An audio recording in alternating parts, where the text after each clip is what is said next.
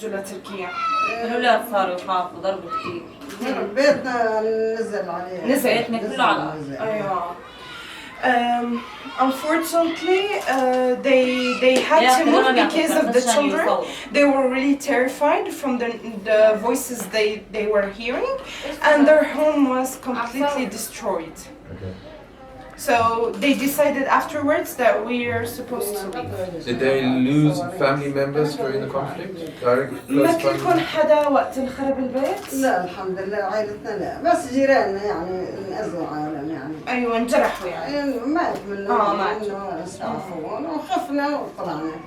From their family, none of them passed away, but unfortunately from other neighbors or friends, some of them passed away and some were injured. And who destroyed their house and who injured their family?